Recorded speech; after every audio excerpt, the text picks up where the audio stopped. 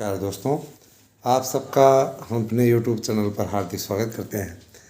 जाहिर सी बात है, अनिल मिश्रा अकादमी आपका ऐसा YouTube चैनल है जिसने 10 दिनों के महज 10 दिनों में मोनेटाइजेशन की प्रक्रिया को पूर्ण किया और ये अपने आप में गर्व की बात है दोस्तों कि जिस तरीके से इसके साथ में आप लोग जुड़े।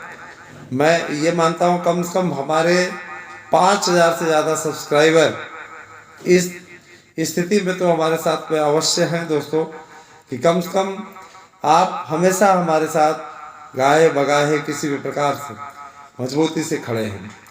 मैं आप लोगों का हार्दिक स्वागत करता हूँ। आप सभी लोगों का स्नेह इसी प्रकार से बना रहे, हम इस दिशा में प्रयास भी कर रहे हैं।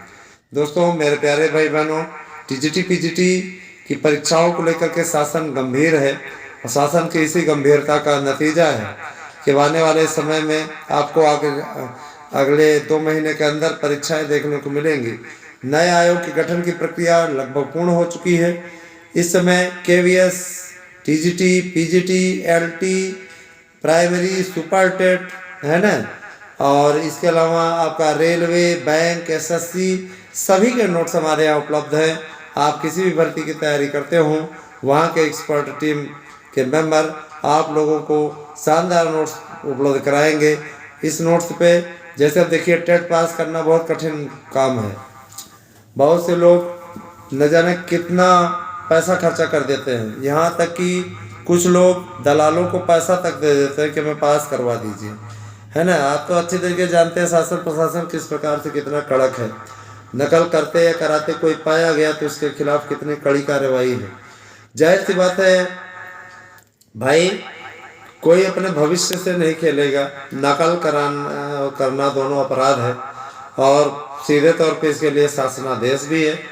तो मैं इतना जरूर करना चाहता हूँ दोस्तों कि नकल, जैसे आप लोगों से कुछ लोग मिलते हैं, बोलते हैं हमें हमारा बड़ा जुगाड़ है भैया, हमें इतने पैसे दे दो तुम्हारा टेट निकलवा देंगे। तो सेटिंग वेटिंग का ज़माना भूल जाइए, योगी जी की सरकार है ना। किसी भी प्रकार से इस प्रकार की गलती से भी मत करिएगा। दोस्तों, एक बात मैं ज़रूर बोलना चाहूँगा कि आप लोगों के शिक्षक भर्ती का कार्यक्रम बहुत जल्दी ही घोषित हो जाएगा और इस परीक्षा तिथि पर किसी प्रकार का कोई असमंजस आपको देखने को नहीं मिलेगा, ठीक है। इसके अलावा मैं ये बता देना चाहूँगा कि भर्तियों में पदों की संख्या को जोड़ने की प्रक्रिया भी स्टार्ट हो चुकी है। पदों की संख्या आपकी ज़बरदस्त तरीके से जुड़ेगी। दोस्तों, शासन की ओर से एक बड़ा मैटर समक्ष आया है जो कि आपको जान लेना, जिसके बारे में बहुत ही ज़रूरी है। मैं बता देना चाहूँगा कि आपके टीजीटी के पदों का वेरिफिकेशन का कार्य चल रहा है। पोर्टल आपका दोबारा खुलेगा। जाहिर सी बात है कि परीक्षा की तिथि भी थोड़ी सी टलेगी, थोड़ा सा बदलाव ज़रूर होगा, लेकिन देखा जाए तो शासन की स्थितियाँ है ना, शासन की स्थितियाँ इस बात को स्पष्ट करने के लिए पर्याप्त हैं दोस्तों। शासन के द्वारा इस बात को स्पष्ट कर दिया गया है कि भर्तियाँ आपकी समय से ही कराई जाएंगी। जाहिर सी बात है, अगर कुछ अच्छा पाने के लिए 15 दिन 20 दिन ज़्यादा थोड़ा सा लेट हो जाता है तो कोई दिक्कत नहीं है। आप तो देरी झेलने के लिए मशहूर हो दोस्तों, है ना। हम लोग तो पूर्ववर्ती सरकारों में 5-5 साल तक एक भर्ती झेले हैं, ठीक है। कम से कम यहाँ पे आपको कई भर्तियाँ देखने को मिली। 2011 का भी इन्होंने पूरा कराया, 2016 का भी इन्होंने पूरा कराया, 2021 का दिया सबसे बड़ी भर्ती। उसके बाद 2022 की भी भर्ती थी। भर्तियां काफ़ी निकली हैं अगर देखा जाए टीजीटी के परिप्रेक्ष्य से। और रही बात यह कि नया आयोग इसीलिए योगी जी ने बनाने का निर्णय लिया ताकि भर्तियां जो लटकती रहती हैं, जितनी लेट होते रहता है, वो लेट लतीफ़ी दूर हो। जब जाहिर सी बात है चेयरमैन एक रहेगा तो सभी भर्तियों का कैलेंडर जारी करके, है ना, उसका समाधान करता रहेगा, तो ये बेहतरीन मंच है दोस्तों। इससे अच्छी बात और क्या हो सकती है। तो देखा जाए तो अच्छा ही हो रहा है, सब अच्छा ही होगा, है ना। बाकी आप लोगों को भी सार्थक प्रयास की आवश्यकता है। साथ ही साथ आप लोगों को, जो आप लोगों के बीच में जो भी वीडियोस पढ़ रहे हैं, ठीक है, उनको शेयर करने की भी आवश्यकता है। आप शेयर करिए, ज़्यादा से ज़्यादा लोगों तक शेयर करिए। और हम इतना ज़रूर जानते हैं कि ऐसे ही नहीं, आज देखिए जैसे गणतंत्र दिवस है, गणतंत्र दिवस एक ऐसा पर्व है जिस दिन हमारे देश का संविधान लागू हुआ। हमारा संविधान 7 समितियों, है ना, कुल 7-8 समिति जो बनी हुई थी, उनमें से एक प्रारूप समिति भी थी। और प्रारूप समिति में डॉक्टर भीमराव अंबेडकर, जिन्हें बाबा साहब की भी उपाधि प्राप्त है, उनके नेतृत्व में संविधान लिखा गया, है ना। और मैं ये भी बोल देना चाहता हूँ, इसमें पूरे संविधान के सदस्यों का सराहनीय योगदान रहा। उन सब के परिश्रम से ये संविधान निर्मित हुआ।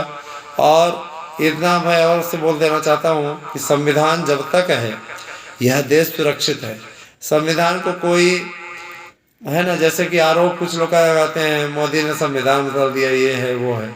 मोदी ने संविधान को सही स्वरूप दे दिया, यूँ कर लीजिए, ठीक है। आज देश में मंदी का दौर नहीं है, मंदी नहीं है। मंदी से बचाए हुए विश्व में कोई अर्थव्यवस्था बीजेपी इसके अलावा नहीं रह गई है। ये बीजेपी सरकार की देन है जो मंदी से आज तक बचा हुआ है, हमारी अर्थव्यवस्था बची हुई है। यहाँ मैं पार्टी विशेष के लिए ज़्यादा नहीं बोल रहा हूँ, मैं ये कह रहा हूँ कि जो लोग आलोचना करते हैं उनको ये करारा जवाब है। दोस्तों, एक चीज़ जरूर मैं बोलना चाहूँगा कि हमारे उत्तर प्रदेश में वैकेंसीज की कोई कमी नहीं है। आपको आने वाले समय में ढेर सारी वैकेंसियाँ देखने को मिलेंगी। सबसे बड़ी चीज़, खुशी की बात तो ये है कि 90% सीटें उत्तर प्रदेश के युवकों के लिए आरक्षित होने जा रही है। जैसे कि बाकी प्रदेश में है कि वहाँ पे 10% सीटें मिलती हैं, तो 10% सीटें मिलेंगी, ठीक है। और रही बात ये, देखिए जैसे EWS के आरक्षण पर कतिपय लोगों को बड़ी आपत्ति है, कुछ नेता हैं जिनको बड़ी आपत्ति है। मैं ये बता देना चाहता हूँ, जिसपे सर्वोच्च न्यायालय की मोहर लग गई, उस पर आपत्ति करने का कोई प्रश्न ही नहीं है। और आपत्ति क्या ये कोई बात थोड़ी ना हुई। गरीब किसी भी वर्ण में हो सकते हैं, है ना। अब अमीर लोग क्या कहते हैं, चाहे जितना करोड़ पैसा रखे हों, लेकिन OBC होने के कारण से उनको आरक्षण मिल रहा है। जो बेचारा गरीब है, जिसके पास में मुश्किल से 2 वक्त की रोटी का गुजारा हो पाता है, वो सिर्फ इस नाते आरक्षण ना पाए कि वो सवर्ण है, तो ये कोई बात नहीं हुई। आरक्षण का जो दायरा है, जो निर्धारण है, निश्चित रूप से वो आर्थिक आधार पर ही होना चाहिए, चाहे किसी भी जाति का हो। मैं कहता हूँ OBC को ही 27% आरक्षण मिला हुआ है। उन 27% आरक्षण में अगर देखा जाए तो उसमें भी आर्थिक आधार पर तय होना चाहिए। जो गरीब तबके के उन बेचारों को मिलना चाहिए। अब आप स्वयं सोचिए कि मुलायम सिंह यादव के परिवार को आरक्षण की क्या आवश्यकता है, स्वयं सोचिए, लेकिन आरक्षण मिला हुआ है। इसके अलावा मायावती जी के परिवार को आरक्षण की क्या आवश्यकता है, लेकिन उनको आरक्षण मिला हुआ है ना। अब जैसे नेता हैं बड़े बड़े, तो उनको आरक्षण की क्या आवश्यकता है, लेकिन उनके परिवार को आरक्षण मिला हुआ है ना। और जो बेचारे बहुत गरीब तबके के हैं, उनको आरक्षण नहीं मिला हुआ है। तो ये सारी चीज़ें हैं। दोस्तों, इतना ज़रूर जान लीजिए कि आरक्षण की व्यवस्था ही संविधान में इसलिए की गई थी ताकि जो निचले पायदान पे खड़ा हुआ व्यक्ति है, जाहिर सी बात है, वो उच्च पायदान पे जा सके। बहरहाल यहाँ पे आरक्षण का मुद्दा नहीं है, यहाँ पे आपकी भर्तियों का मुद्दा है। तो मतलब इसलिए कि आज हम थोड़ा सा जा रहे थे, तो कुछ लोग आरक्षण पे मोर्चा निकाल रहे थे। तो हमने कहा आपके आरक्षण को छीन कौन रहा है। इस प्रकार की अफवाहें, जैसे कतिपय लोग उड़ाते रहते हैं अफवाहें, कहते हैं मोदी ने रेल बेच दिया, ये बेच दिया, वो बेच दिया, तो उस पर यात्रा कैसे कर ले रहे हो? क्या निजीकरण करना बेचना नहीं होता है। निजीकरण करना मतलब नाकारा निकम्मे लोगों से निकाल करके ऐसे हाथों में दे देना है, ठीक है, ऐसे हाथों में दे देना है जो कि मजबूती से उसको सही तरीके से चला सके। दोस्तों, हम जरूर सरकारी विभाग से रिलेटेड हैं, लेकिन मैं इतना ज़रूर बता देना चाहूँगा कि मैं ये चाहता हूँ कि निजीकरण होना चाहिए। निजीकरण बहुत ज़रूरी है। अगर निजीकरण नहीं होगा तो ये जो नकारापन घुसा हुआ है, जैसे कुछ महोदय हैं जाएंगे। मैं तो बताता हूँ, मैं पोस्ट ऑफिस की ये घटना बताता हूँ आपको। पोस्ट ऑफिस में ऐसे ऐसे नाकारे लोग बैठे रहते हैं जिनके पास में कोई काम नहीं है, वो दिन भर सर्वर नहीं है, सर्वर नहीं है, इसी का बहाना बना करके बैठे रहते हैं, काम ना करना पड़े, है ना। अगर उनके पास में 10-20 लेकर के आप चले जाइए कभी मान लीजिए पोस्ट के लिए, तो उनको इतनी तकलीफ होती है, ऐसा लगता है कि जैसे रख दीजिए, 2 दिन बाद आइए, 1 दिन बाद आइए। हमने कहा है आपकी ड्यूटी है आज के आज चाहिए और शाम तक चाहिए, समझ में ना, जो आपका कार्य है वो करिए। तो ऐसे निकम्मों को रख करके क्या कहते हैं, शासन क्यों पैसा इनको दे? वीआरएस ले लो अगर नहीं ताकत बची है शरीर में तो, है ना। ऐसे जाहिल लोगों को क्यों झेले जनता? जनता का नुकसान हो रहा है भाई, इसलिए उचित यही है ना, कि ऐसे लोग काम करें, नहीं काम करें तो इनको निकाल बाहर किया जाए, नए युवाओं को रोजगार दिया जाए, उनको मौका दिया जाए, ठीक है। और मैं ये देखता हूँ कई जगह मैंने ये देखा है कि लोग सरकारी कर्मचारी होते हुए भी विद्यालय का बाइकाट किए कर रहते हैं ये भी एक विकट स्थिति है।